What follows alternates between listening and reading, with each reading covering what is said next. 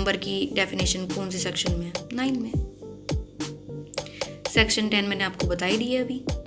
Section 11 व्यक्ति यानी कि पर्सन, कोई भी कंपनी या संगम या व्यक्ति निकाय, चाहे वे निगमित हो या नहीं, व्यक्ति शब्द के अंतर्गत आता है। ठीक है, यानी कि आपकी कंपनी हो गई, कोई कॉरपोरेशन हो गई, ठीक है, और कोई आपका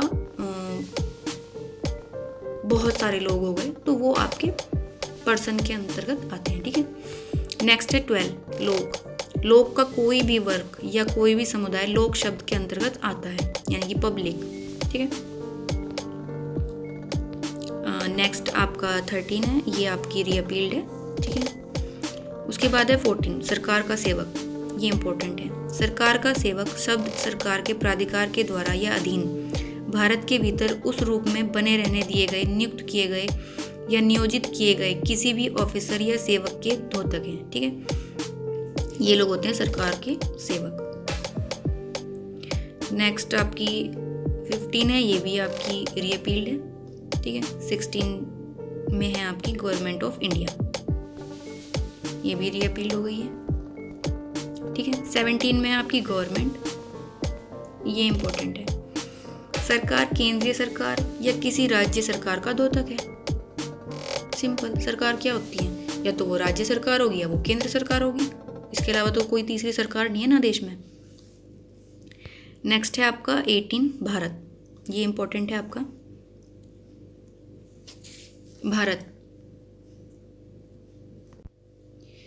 भारत जो है यहाँ पे मतलब अभी कुछ अमेंडमेंट नहीं हुआ है, पर इम्प्लाइड है, ये लाइन तो यहाँ पे होगी ही नहीं।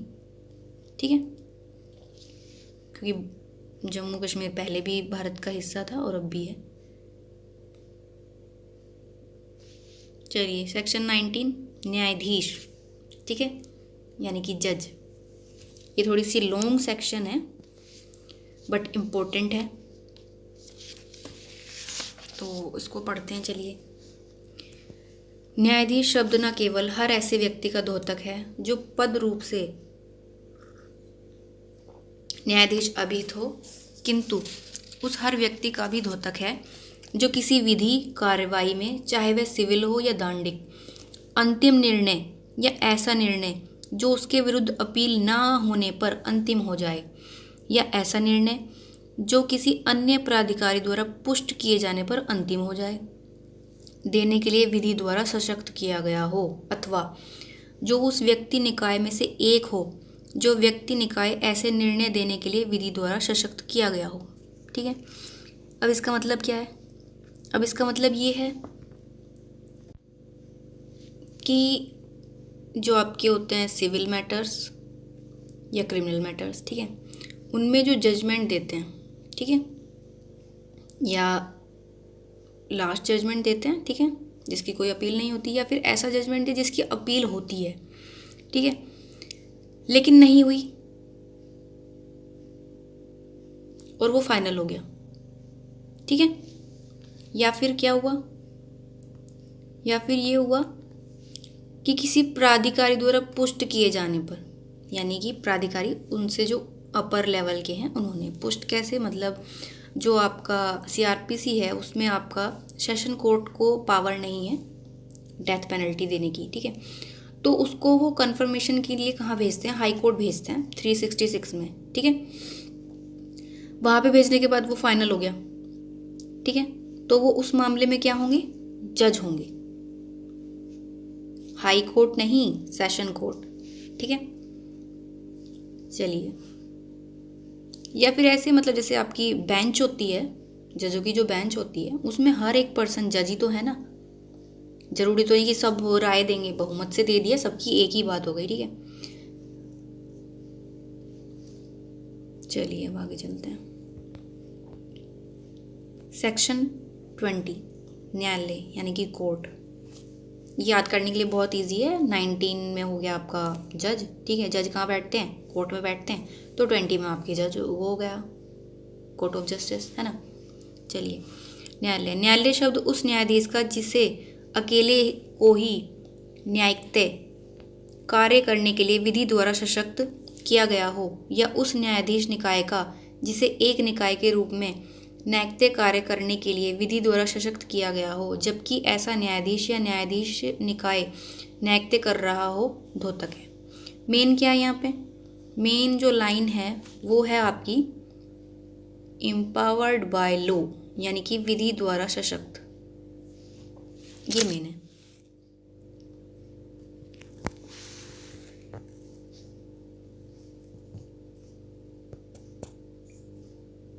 चलिए आगे चलते हैं। सेक्शन 21, सेक्शन 21 क्या है, लोक सेवक यानी कि public servant, most important section and long भी है, ठीक है। लोक सेवक शब्द उस व्यक्ति के द्योतक हैं जो एतस्मिन पश्चात निम्नगत वर्णों में से किसी में आता है, अर्थात यहाँ पे आपको दिख रहा होगा ये 6 और यहाँ पे स्टार स्टार से हैं, ये क्या चीज़ है, तो यहाँ पे ना ये दूसरा दूसरे से पहला तो आता है ना लिखा हुआ, तो ये आपका रीअपील हो गया, ठीक है। तो उसकी वजह से ये यहाँ पे नहीं दिखा रहा है, इन्होंने इसको स्टार स्टार से इंडिकेट कर दिया, ठीक है। दूसरा, भारत की सेना, नौसेना या वायु सेना का हर आयुक्त ऑफिसर है, यानी कि एवरी कमांडिंग ऑफिसर जो कमीशन्ड है, ठीक है, वो क्या है आपका पब्लिक सर्वेंट, ठीक है। तीसरा क्या है, तीसरा आता है एवरी जज, हर न्यायाधीश, ठीक है। मैं आपको की पॉइंट बता रही हूँ, आप इधर साइड में लिख लीजिए, यहाँ पे आप लिख लीजिए कमीशन्ड ऑफिसर, ठीक है। यहाँ पे लिख लीजिए थर्ड में आप जज, ठीक है। फोर्थ में क्या है, फोर्थ में है ऑफिसर ऑफ कोर्ट, ठीक है। आपके कोर्ट में जितने भी अधिकारी होते हैं, ठीक है, अधिकारी होते हैं जैसे आपके समापक, रिसीवर, कमिश्नर, ठीक है, यहाँ तक कि आपका एडवोकेट भी, ठीक है। फिफ्थ में है आपका, इसको मतलब डिटेल में इतना पढ़ने की ज़रूरत नहीं है, इसमें से क्वेश्चन नहीं आते हैं, ये मेंस में का पॉइंट है, मैं प्री के पॉइंट से आपको पढ़ा रही हूँ। तो क्या है कि मतलब की वर्ड जो है वो आपके सामने रख देगा, ठीक है, कि सेक्शन 21 में बताइए एक जज पब्लिक सर्वेंट है या नहीं, ठीक है। इसलिए मैं आपको साइड में कीवर्ड लिखने के लिए बोल रही हूँ, तो उससे आपको ध्यान रहेगा कि ये लोग जो हैं ये पब्लिक सर्वेंट हैं, ठीक है। फिफ्थ में क्या है, फिफ्थ में आपका है कोई भी सोशल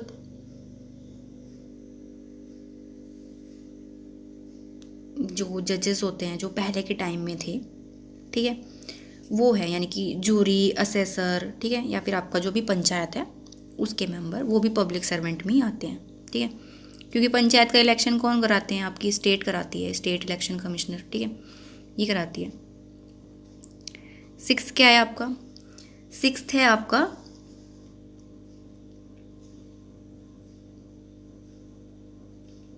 जो आर्बिट्रेटर होते हैं वो, ठीक है।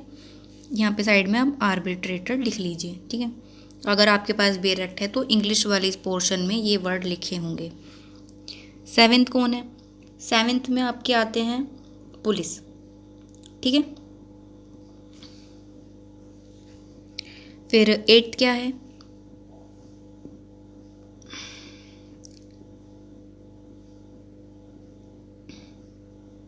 सॉरी, एट्थ है आपका सरकार का हर ऑफिसर जिसका ऐसे ऑफिसर के नाते यह कर्तव्य हो कि वह अपराधों का निवारण करे, अपराधों की इत्तला दे, अपराधियों को न्याय के लिए उपस्थित करे या लोग के स्वास्थ्य, क्षेम या सुविधा की संरक्षा करे।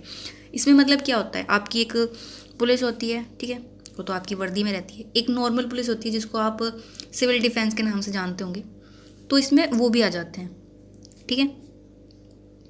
वो अपराधियों को न्याय के लिए उपस्थित नहीं करते, जो आपके बंदी रक्षक होते हैं, ठीक है, उस टाइप के लोग वो आ जाते हैं इसमें, ठीक है। नाइन्थ क्या है, हर ऑफिसर जिसका ऐसे ऑफिसर के नाते यह कर्तव्य है कि वह भारत सरकार की ओर से किसी संपत्ति को ग्रहण करे, प्राप्त करे, रखे, व्यय करे या सरकार की ओर से कोई सर्वेक्षण, निर्धारण या संविदा करे या किसी राजस्व आदेशिका का निष्पादन करे, सरकार के धन संबंधी हितों पर प्रभाव डालने वाले किसी मामले में अन्वेषण या रिपोर्ट करे या सरकार के धन संबंधी हितों से संबंधित किसी दस्तावेज को बनाए, अधिप्रमाणित करे या रखे या सरकार के धन संबंधी हितों की संरक्षा के लिए किसी विधि के व्यतिक्रम को रोके। ठीक है, मतलब जैसे कि आपके income tax officer, clear cut बता रही हूँ, इनकम टैक्स ऑफिसर, धन संबंधी तो ज़्यादातर वही होते हैं ना। ठीक है, 10th है आपका, हर ऑफिसर जिसका ऐसे ऑफिसर के नाते यह कर्तव्य है कि वह किसी ग्राम, नगर या जिले के किसी धर्मनिरपेक्ष सामान्य प्रयोजन के लिए किसी संपत्ति को ग्रहण करे, प्राप्त करे, रखे या व्यय करे। सेम ऊपर बात थी ये पहली। ठीक है, तो इसमें कौन लोग आ जाएंगे? इसमें आ जाएंगे आपके जैसे मुखिया, ठीक है, आपके मेयर, ठीक है, डीएम, है ना, ये लोग इसमें आ जाते हैं। ठीक है, 11th है आपके मतलब जैसे कि आपके एरिया में आंगनबाड़ी की वो होंगी मेंबर। ठीक है, वो आपकी वोटर लिस्ट में नाम लिखने के लिए आती हैं, उसी के बारे में बात की गई है यहाँ पे। वो भी पब्लिक सर्वेंट है। ठीक है, 12th में देखिए, 12th इंपॉर्टेंट है, हर व्यक्ति जो सरकार की सेवा या वेतन में हो या किसी लोक कर्तव्य के पालन के लिए सरकार के फीस या कमीशन के रूप में पारिश्रमिक पाता हो। ठीक है, मतलब जिसे सरकार की तरफ से सैलरी मिल रही है, सिंपल बात है, सैलरी मिल रही है, फीस मिल रही है, कमीशन मिल रही है। ठीक है, तो वो भी आपका पब्लिक सर्वेंट है। ठीक है,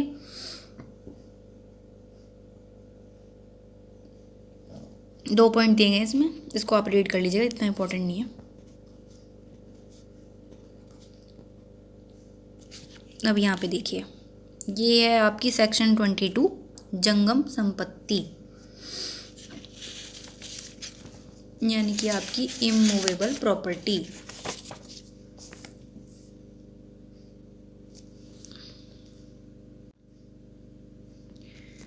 ये है आपकी सेक्शन 22 यानी कि मूवेबल प्रॉपर्टी। ठीक है, मूवेबल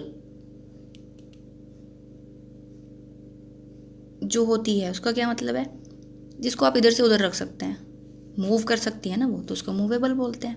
ठीक है, जंगम शब्द संपत्ति शब्दों से यह आश्रित है कि इनके अंतर्गत हर भांति की मूर्त संपत्ति आती है, यानी कि जैसे आप देख सकते हैं, किंतु भूमि और वे चीज़ें जो भूबद्ध हो या भूबद्ध किसी चीज़ के साथ स्थायी रूप से जकड़ी हुई हो, इनके अंतर्गत नहीं आती। मतलब कि जैसे आपका घर हो गया, ठीक है, कोई दुकान हो गई, ठीक है, और वृक्ष हो गया, जब तक वो खड़ा है ज़मीन में, अच्छा बड़ा वृक्ष है, जैसे बड़ का पेड़ होता है, इस टाइप से।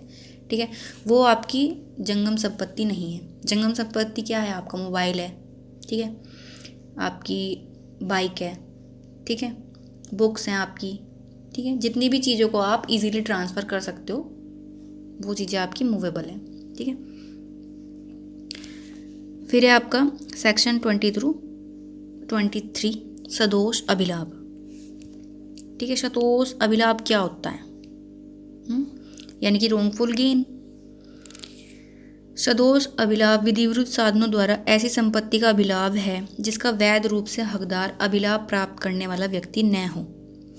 यानी कि मैं हूँ, ठीक है, मेरा किसी प्रॉपर्टी पर कब्जा है, ठीक है, वो मेरी नहीं है, वो मेरी नहीं है, लेकिन मेरा उस पर कब्जा है, तो उससे जो बेनिफिट मैं गेन कर रही हूँ वो क्या है? वो रॉन्गफुल गेन है, क्योंकि संपत्ति तो मेरी नहीं है ना। और ऐसे रॉन्गफुल गेन जो प्राप्त करते हैं वो कौन होता है? जैसे चोर होता है, उसके पास जो संपत्ति होती है वो उसका फ़ायदा उठाता है, उसे कहीं बेचेगा, कुछ भी करेगा, तो वो उससे रॉन्गफुल गेन प्राप्त कर रहा है, ठीक है, जो उसकी नहीं है। फिर इसमें एक टर्म है सदोष हानि। सदोष हानि विधि विरुद्ध साधनों द्वारा ऐसी संपत्ति की हानि है जिसका वैध रूप से हकदार हानि उठाने वाला व्यक्ति हो। यानी कि जैसे किसी के घर में चोरी हो गई तो उसका सामान तो गया ना, तो उसको क्या होगी? उसको सदोष हानि होगी, है ना। चलिए आगे चलते हैं। फिर इसमें एक बात लिखी है, सदोष अभिलाभ प्राप्त करना, सदोष हानि उठाना। ठीक है, कोई व्यक्ति सदोष अभिलाभ प्राप्त करता है, यह तब कहा जाता है जबकि वह व्यक्ति सदोष रखे रखता है, जैसे कि चोर, ठीक है, और तब भी जब वह उसको सदोष अर्जन करता है, यानी कि चोरी करता है उसकी। कोई व्यक्ति सदोष हानि उठाता है, यह तब कहा जाता है जबकि उसे किसी संपत्ति से सदोष अलग रखा जाता है और तब भी जबकि उसकी किसी संपत्ति से संदोष वंचित किया जाता है। यानी कि कोई पर्सन है, उसके घर में चोरी हो रही है, तो उसे तो गेन वो ही होगा ना, लॉस ही होगा ना, रॉन्गफुल लॉस। ठीक है, ये वाली चीज़ें। सेक्शन 24 बेईमानी से। आईपीसी में कहीं भी मेंस क्रिया का जिक्र नहीं है। ठीक है, यहाँ पे जो आपको वर्ड मिलेंगे वो आपको यही मिलेंगे, बेईमानी से, कपटपूर्वक, विश्वास करने का कारण रखते हुए। ठीक है, यही चीज़ें मिलेंगी आपको। मेन जो है बेईमानी और कपटपूर्वक आपके मेंस क्रिया को डिफाइन करते हैं, मेंस क्रिया को, सॉरी। ठीक है, चलिए सेक्शन 24 पढ़ते हैं। जो कोई इस आशय से कोई कार्य करता है कि एक व्यक्ति को सदोष अभिलाभ कारित करे या अन्य व्यक्ति को सदोष हानि कारित करे, वह उस कार्य को बेईमानी से करता है, ये कहा जाता है।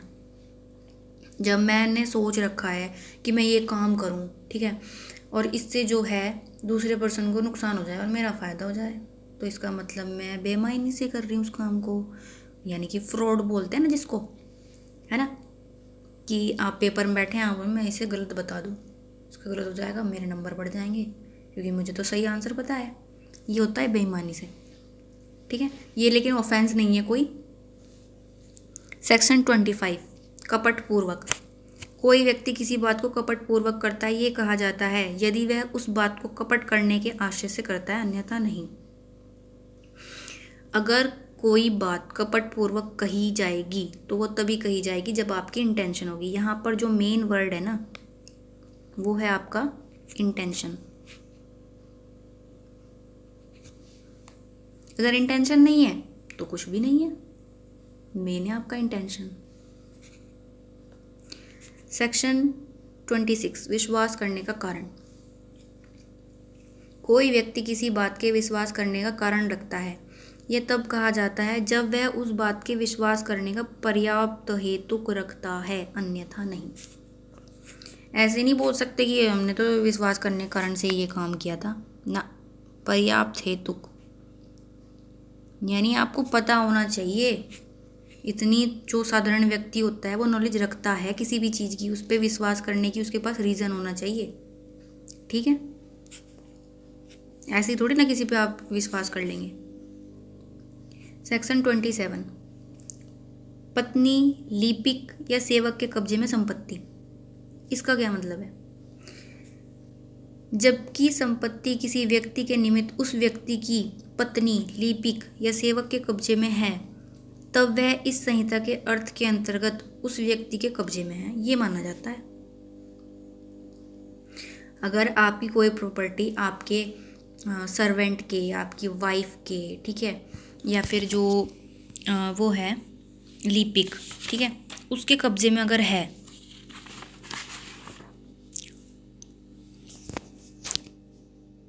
तो ये माना जाएगा वो आपके कब्जे में है, चाहे वो भले ही चुराए उसे या कुछ भी करे, माना जाएगा कि चोरी हुई ही नहीं क्योंकि वो आपके कब्जे में है ना। सेक्शन 27 ये बोलती है। स्पष्टीकरण। लिपिक या सेवक के नाते अस्थायी रूप से या किसी विशिष्ट अवसर पर नियोजित व्यक्ति इस धारा के अर्थ के अंतर्गत लिपिक या सेवक है। यहाँ पे स्पष्टीकरण बता दिया गया है कि कौन सेवक है और कौन लिपिक है। सेक्शन 28 कूटकरण। जो व्यक्ति एक चीज को दूसरी चीज के सदृश्य इस आशय से करता है कि वह उस सदृश्य से प्रवंचना करे, या यह संभाव्य जानते हुए करता है कि तद्वारा प्रवंचना की जाएगी, वह कूटकरण करता है, ये कहा जाता है। मैंने आपको बता दिया, आशय इम्पोर्टेंट है। ठीक है, अब यहाँ पे क्या पढ़ा है? प्रवंचना। ठीक है, प्रवंचना तो कहीं पे दिया नहीं ना इन्होंने, लेकिन यहाँ पे प्रवंचना आ गया, प्रवंचना की जाए तो वह कूटकरण कहता है। तो प्रवंचना का क्या मतलब है? प्रवंचना का मतलब है डिसीव, यानी कि धोखा देना। ठीक है,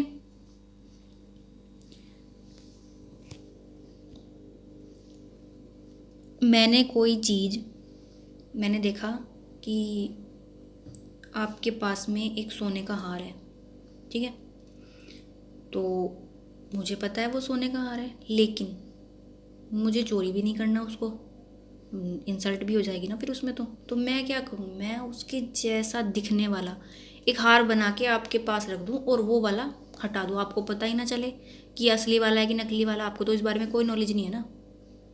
लेकिन मैंने कौन सा ऑफेंस किया, मैंने कोर्ट करंट का ऑफेंस कर दिया,